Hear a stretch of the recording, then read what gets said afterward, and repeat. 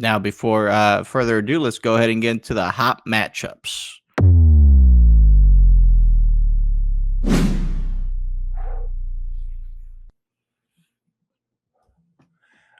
Now, for my hot matchup, I have the. God damn it. Hold on. I just lost my notes. Okay. Now, for my hot matchup, I have the Bills versus the Patriots.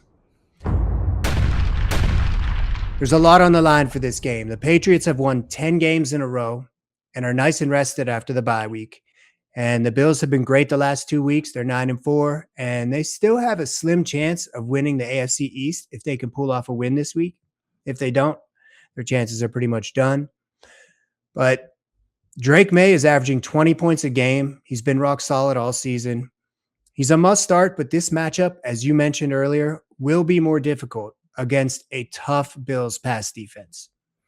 And Drake tends to spread the ball around, which limits the upside of his pass catchers even more. In addition to having a tough matchup, he does spread the ball around. But I do anticipate a high scoring game. That's why it's my hot matchup. We know he likes to run the ball as well, but he hasn't been as successful in recent weeks. But I feel like he's going to run a little bit more this game, again, just because the Patriots are not going to be as successful with the Bills against the pass. Hopefully he does have more success on the ground this week, because for the last month, he hasn't been as reliable as he was towards the beginning of the season. And as I mentioned, the receivers are going to have their hands full against the Bills. But Stephon Diggs and Kayshon Boutte, they could be flex plays if you don't have a better option. Hopefully you do. You're in the playoffs. You probably should. But if this game does turn into a shootout, which I anticipate, they should have a safe floor. But it's also possible that the Patriots just lean on the run game. And that's why I'm focused a little bit more on the running opposed to the passing for this game. And despite the Patriots going back to a running back committee, I really like Travion Henderson this week. The Bills are weak against the run. And even if Ramondre takes some carries away from Travion, I anticipate a big day for him. And for the same reasons, I actually think Ramondre will have a safe floor this week too. One thing, though, I would not start Hunter Henry. I know he's been good, but the Bills have been shutting down tight ends the entire season, and that's probably going to happen to Hunter Henry. And on the other side of the ball, the Bills are a very similar team to the Patriots, and Josh Allen is a lot like Drake May. He likes to use his legs. He likes to spread the ball around, and you don't know who's going to be catching the ball each week. With that said, this is my hot matchup because I anticipate a high-scoring game. So I know he's been pretty bad over the last month, but I think there will be enough scoring to start Khalil Shakir, the typical boom bust. I know he's been mostly a bust over the last month, but I do like him this week. And I actually think that Dalton Kincaid will have a big day as well. And, I prefer him over any of the wide receivers, really. So I like him a lot. And the main difference with these two teams is the Patriots are monsters against the run. But you start James Cook every single week without thinking twice. A high-scoring game and plenty of volume gives him a high floor regardless of the matchup. Oh, yeah. I mean, you covered it really well. Now, for my hot matchup, I have Detroit versus LA Rams. I think this is the second or third time that Jared Goff and Matt Stafford meet up again since they've been traded by their respective teams. Obviously, LA Rams, which were the St. Louis Rams, right? They ended up drafting Jared Goff and vice versa, right? The Lions drafted Matt Stafford. They traded him for each other, and they've both been super successful. Starting off on the Detroit side of the ball, Goff so far is 289 for 412 in passing attempts and completions. He has 3,334 pass yards and 26 touchdowns. So he's been super solid this year, as he has every other year since he's been over there. The big one to highlight here, if you have him, Jahmyr Gibbs has been on an absolute tear. He's already over 1,000 yards rushing. He's actually averaging 5.7 yards a carry, which is amazing, right? Like you're seeing, he touches the ball, he's gone. I mean, he already has 13 touchdowns. And so far, he has 66 targets and 187 carries. So when you look at that, 13 games, he's actually averaging 19.4 touches a game. So Jameer Gibbs, he's going to win your matchup, right? I'll talk more about him a little bit later. Next guy, Amon-Ra St. Brown, right? He's already he's almost at 1,000. He has 976 receiving yards for the season, but 81 receptions on 117 targets. That means he's averaging 9 targets per game. And that's obviously with a slower start to the season, right? Things are going to definitely pick up here come playoff time because, I mean, at the end of the day, Lions like to pour on points. Now, on the LA Rams side, there's so many people to talk about. But I'll talk about the main ones. Matt Stafford. I mean, he has been QB5 all year long, right? Fantasy football. He has thrown for 288 completions on 432 attempts, 33.54. So he's actually like only 20 more yards than Jared Goff. However, he has 35 passing touchdowns. So 35 to Goff's 26. So he's about nine touchdowns more. So I think that obviously it's going to be another multi-touchdown game for Matt Stafford because, I mean, you can't talk about Stafford without talking about Puka Nacua and Devontae Adams, right? Puka Nacua already has 118 targets for 93 receptions. He's already almost at 1,200 receiving yards. He's at 1186. Granted, he only has 6 touchdowns, but he's actually averaging 9.8 targets per game, which is ridiculous, right? Like, and you think with that many targets, there's not enough to go around, but beg to differ. Devontae Adams already has 14 touchdowns for the season. Granted, it's only on 56 receptions, but he has 718 yards. So when he is getting the ball, he's making something happen, Oh right? yeah. And then if you're looking for a nice flex, I know Kyron Williams has been putting up RB2 numbers, pretty consistently. But now with Blake Corum coming on, I mean, those two guys are going to be, if you are debating on who to start, honestly, you can start them both and live with the results, right? Because you're going to get about 15 to 20 a game on each guy. I feel like for that situation, I would definitely start Kyron over Blake Corum just because he's been so consistent all year. Mm-hmm.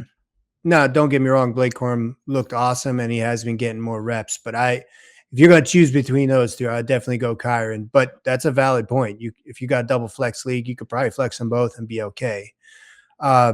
Those teams, they both have really good defenses, but the offense for both of them is just ridiculous. I didn't realize Puka had that many targets. So yeah, man, he's probably going to finish at the tippy top of the food chain with targets this year and receiving yards altogether. But yeah, I feel like despite both of those guys both of those teams having really solid defense, the offense is just going to overwhelm them both. And I like that game a lot. I think that's probably going to be the most exciting game this week. It's going to be the one I tune into. If I could pick one game, it's definitely that one. For sure. Not the Eagles. Fuck the Eagles. Well, that brings me into our cold matchup.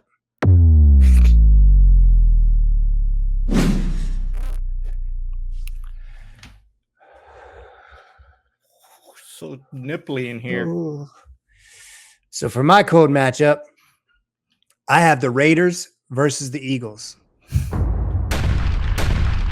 Now, when we talk about hot and cold matchups, it's always related to fantasy football, not just the game as a whole. So I feel like you guys know that, but just a reminder. So when you look at this on paper, it looks like a smash, right? The Eagles have a record of 8-5, and the Raiders have a record of 2-11. With that said, I don't believe there's going to be like a total blowout. I think the Eagles are going to win, but I don't think they're necessarily going to dominate. And if you look at this on paper, you'd think the Eagles are just going to run through them, but they haven't put up a substantial amount of points for the last 6 weeks. It's hard to say which wide receiver will get the looks between A.J. Brown and Devontae Smith each week, although the last 3 weeks it's been all A.J. So, I'd probably lean that direction, and I'm going to start both of them without really thinking too much about it. But again, it's just like with the way Hurts has been playing, their ceiling isn't as high as it typically would be. And Saquon Barkley looked awesome last week, but has been mostly a disappointment this season compared to what we were expecting. And Dallas Goedert started out really hot, but completely fell off until last week. Again, that's a tight end position. You're not going to think about it too much. You probably play him. But just with this overall offense, I just would lower the ceiling. And even against the Raiders, it's just what we've seen from the Eagles. And if you look at them, aside from the game against Dallas, Hurts hasn't really done much in the last 6 weeks. He's had one game with over 20 points, and the rest have been below. And I just don't know what to do with his offense anymore, which sucks because I have a lot of Eagles on my fantasy teams. But again, I'm going to start all those guys I mentioned just with lower expectations. And the Raiders have been exactly what we expected coming into this season. Thankfully, Ashton Genty is heavily involved in the passing game because he hasn't been able to do much with his carries. He's only passed 100 yards, 100 rushing yards once back in week 4 against the Bears. And most games he has around 50, give or take, rushing yards. So you hope he gets bailed out with receptions or a touchdown. And Brock Bowers is the only other player worth starting.